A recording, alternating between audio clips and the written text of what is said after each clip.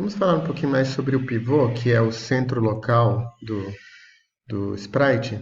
E veja que se a gente selecionar aqui esse GameObject e eu fizer uma rotação sobre o eixo Z, ele rotaciona ao redor do pivô, que é exatamente o centro da imagem.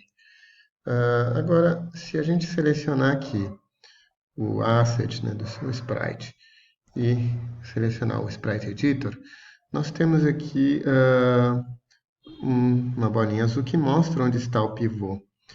Eu posso mudar esse pivô para o ponto que eu quiser, por exemplo, eu posso mudar para cá, posso mudar manualmente, eu posso também colocar aqui, ó, quero ficar no top left, por exemplo. Tá? Então, vamos aplicar, ele vai pedir para eu confirmar, e veja que agora, se eu rotacionar ele, agora a rotação acontece em torno daquele ponto, que é o pivô. Esse pivô é muito importante, não só para a rotação, mas na verdade é o ponto de origem do sprite, vai ser usado como referência para várias coisas. Vamos, neste caso do Ruby, mantê-lo no centro. E vamos agora pegar um outro objeto, uma arvorezinha, por exemplo, aqui. Vou colocar aqui a arvorezinha.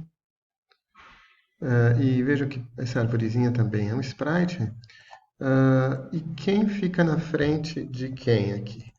O Ruby ou a árvore? Neste caso, a árvore. Então, a gente vai ter que ver algumas ordenações aí, alguma forma de ordenar.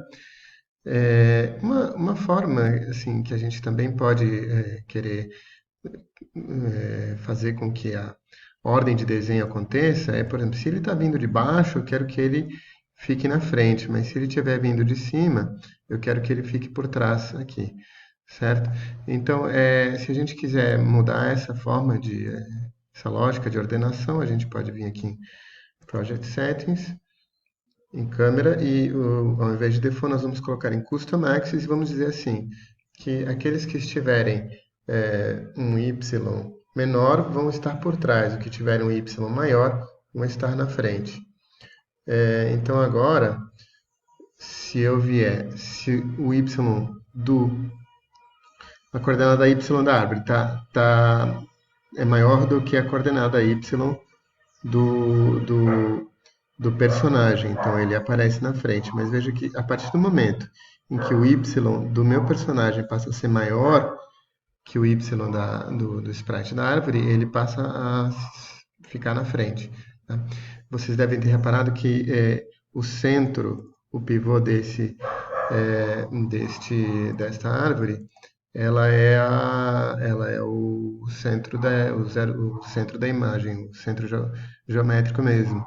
Por isso que quando ele passou no meio que ele começou a se sobrepor.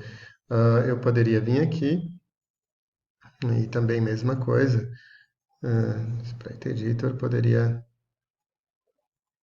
pedir para que, por exemplo, o centro local dele seja esse ponto aqui. Apply. Ele até mudou porque a coordenada originalmente 00 dele era aqui, agora passou a ser lá. Então agora ele fica na frente e somente quando o Y dele sobrepassa do Y do personagem que ele se sobrescreve. Bem, vamos deixar assim por enquanto, mas a gente vai poder depois mexer nessa forma de ordenar. Vejam que se eu selecionar um objeto, um asset que vai ser um sprite aqui, eu posso já de antemão, nas próprias propriedades do sprite, dizer onde é que vai estar o pivô. No centro, no top left. Então, para esse cara aqui, vamos deixar, por exemplo, no bottom left. Ou melhor, bottom. Vamos deixar bottom, que ele só considera a parte, o eixo X aí. Y, desculpa. Então, agora nós vamos arrastar ele para cá, como sendo um objeto da cena, para o grafo de cena, e novamente vamos ter toda essa questão de ordenação já aplicada a ele. E agora, esse objeto, vocês estão vendo que ele está cinzinho aqui, porque na verdade ele ah, foi instanciado como um GameObject diretamente de um fonte, de um sprite. Esse GameObject vai poder começar a receber vários componentes, colisão, outras componentes de física e várias scripts que a gente for escrevendo para ele. E pode ser que a gente queira salvar ele não mais como um GameObject de cena só, mas também como um prefab, para ele poder ser reutilizado. Então vamos aqui nos assets e criar uma pastinha chamada prefabs, prefabs que são pré-fabricados feitos por nós. E agora vamos transformar este objeto aqui num pré-fabricado. Agora, ele não é mais só um sprite, ele ficou azulzinho porque na verdade agora ele é uma instância de um prefab, desse cara aqui. E esse prefab não é só uma imagem, ele pode ter vários componentes, ele tem o render, a gente pode ir adicionando mais e mais componentes. E se eu vier aqui, der dois cliques, o Open Prefab, veja que aqui eu estou vendo somente o prefab. E eu posso, por exemplo, alterar aqui, vamos fazer uma caixinha meio roxa, e aí está autosave, então ele está salvando automaticamente. Se eu tirar aqui e eu fizer uma alteração, eu tenho que apertar o botão dizendo que eu salvei. Vamos deixar como autosave. E se eu voltar agora na minha cena aqui, o meu prefab foi alterado, mas agora todo mundo que eu botar desse cara aqui tem esses mesmos atributos. Tá?